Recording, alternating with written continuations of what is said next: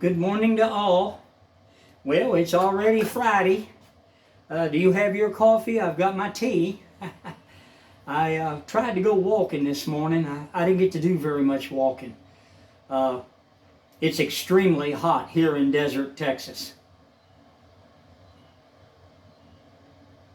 And it's very much so stroke weather. I was listening to Brad Barton. He's our weatherman on WBAP 820 AM. I just love Brad.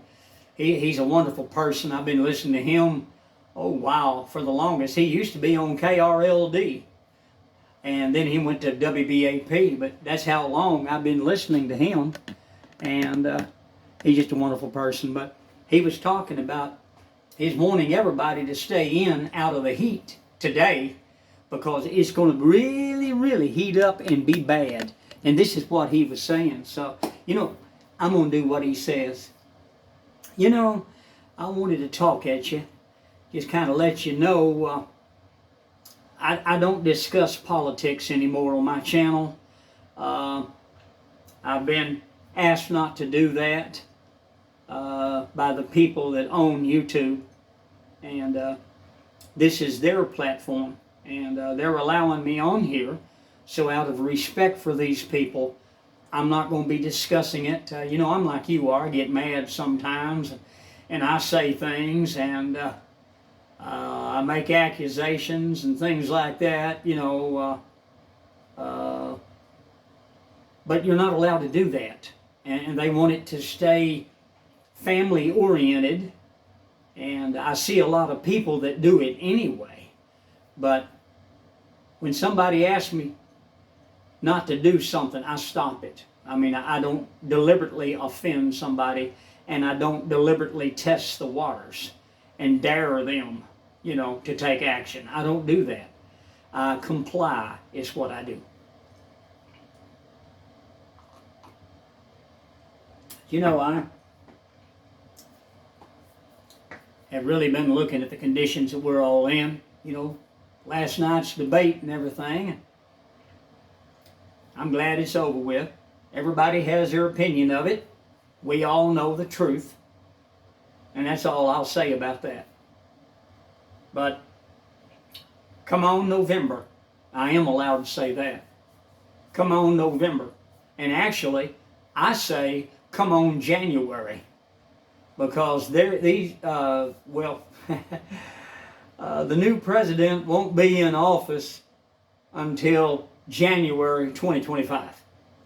The election's in November, but they do not take power until January. I think it's mid-January. I can't remember the exact date. But that's what I'm looking forward to. Isn't that something? It seems like, I don't know if you've done it or not, but it seems to me like I've always said, 6 months from now, things will be better. Next year, things are going to be better. And I'm a gonna. You know what I'm saying? We always got things we want to do. We're always a gonna. And if you're like me, you never get around to doing them. I've started so many projects and never finished them.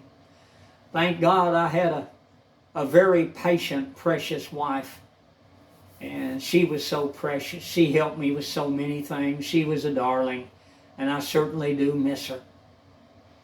I was walking this morning for just a little while because this was 6:30 this morning, and it was already heating up here. And one of my little kitties that comes to my door, I feed the little fella and pet on him. He's a darling. I wish I could find him a home. But a lot of people don't want cats because they have to buy the cat food. And I don't know if you've seen the price of cat food at the stores. It's unbelievable. But anyway, Rocky, the big bulldog, he's about this tall from the ground. And he's about, he's pretty long, okay? He's about, 4 feet long. So he's a big dog. He's an old dog. He's a real nice dog. I love him. But he saw that little cat that I feed and it was behind the trash gondola. They finally came and dumped that trash gondola. It's been full for a week, overflowing. So I let the trash stay in my apartment. I put it by my front door, and it stunk so bad it was unreal. Because, you know, the heat, you know, desert Texas, even though I got air conditioner, that's not going to keep the garbage from stinking. And I don't like doing stuff like that, but I can't set it outside because the little kitties have scratched the bag open, and I'll have a mess like you wouldn't believe. But anyway, Rocky took off after that kitty, and the little kitty ran up a gate right quick and got up on top of the gate, and I talked to him, and he looked at me. I went over there and petted him, and it took Alan a long time. That's Rocky's daddy, and Alan had to finally make him go on. And he said, you know, he said, what's sad? He said, that little kitty will be up there for 2 hours. Because, you know, once you scare a cat like that, it's not going to come down. It's like scaring a cat up a tree. They get up on the top of a tree, they won't come down for hours. Sometimes the fire department has to go and rescue them, but, you know, I don't think the fire department does that anymore. They did in the 50s and early 60s, but around mid-1960, they stopped doing it. They didn't do it anymore. Well, you know, the truck drivers used to stop and help people. They would stop and change tires for people, fix flats. They did all kinds of wonderful things. And they had freight to deliver. But they were wonderful people on the road. You could always hitch a ride with a truck driver. I didn't, but I'm saying you could back then. You could go hitchhiking and were not in fear of your life. We didn't have all these zombies we got nowadays. I gotta, you know, watch what I say. So I'll just say zombies. There's my little one right there. That's my little Tarzan. He's staying in because it's so hot outside. So he's gone back to his little tree that he climbs. He just about knocked that top one off. It toddles like this, wobbles, I should say. The other one that was right in the front of it, right here, he's already knocked it off completely. You know, the little fellow, well, he weighs about, I think about 20 pounds now. So, you know, when I got this little fellow right here, he came to me in a shoebox. His mama, White Sock, when I lived over in Joshua, Texas, she was a feral kitty, a homeless kitty, and I used to feed her. And when I moved, there was an elderly lady across the street. I used to go over there and take her things. She could barely get around. She wasn't doing well. So I would go and visit, you know. I would go over there. Well, White Sox saw me.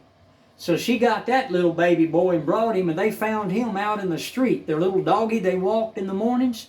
The doggy went straight to the kitty. You know, like this kitty needs help, and they thought it'd been hit by a car. And I never have, you know, really had him x-rayed, but man, he's fine. I mean, he climbs everything else, but he was so little. He was about that small. And I was scared because I was afraid I'd break him, you know. So I took him to Miss June. She had a cat shelter at that time. And she knew what to do with babies. She fed him goat milk through a syringe, real goat milk. Not that pasteurized junk, but the real stuff, and it was expensive. And she did this for me, and then when he got up a little bit bigger where he could eat solid food, I went and got him, and I brought him to my mama cat, Oreo. She's a female kitty. I call her Mama Cat because she took him in immediately, and she mothered him. And then when little Milo came to me and jumped up in my arms one day, that's another story.